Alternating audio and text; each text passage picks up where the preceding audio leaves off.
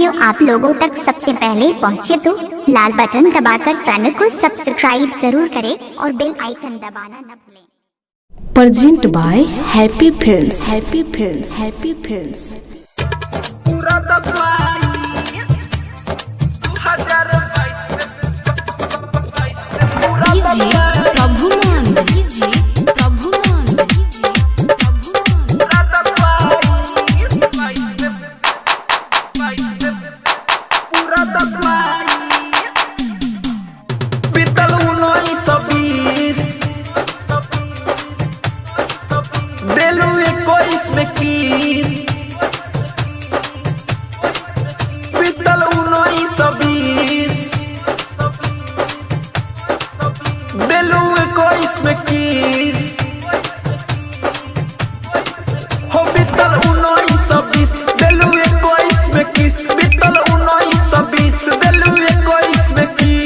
मांगिले तो कहेलू मन के कर काइस 2022 में पूरा दखवाइस हो 2022 में पूरा दखवाइस।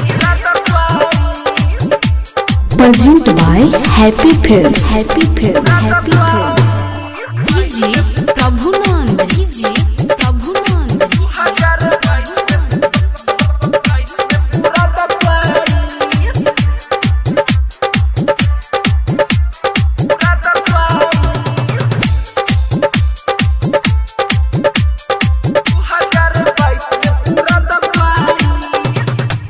पटावेला बहरी बेलले बानी पापड़ तोहरे चलते रे छौड़ी पापा मरले 4 ढापड़ हमर फूलले बगाल गाल गाल दुख बुझे ना माल माल माल हमर फूलले बगाल दुख बुझे ना रे माल तोर से आता ना देखेला नाइस 2022 में पूरा दखवाइस हो 2022 में पूरा दखवाइस।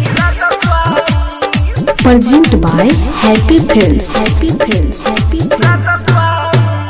डीजे प्रभुनंद। डीजे प्रभुनंद। 2022 में पूरा दखवाइस।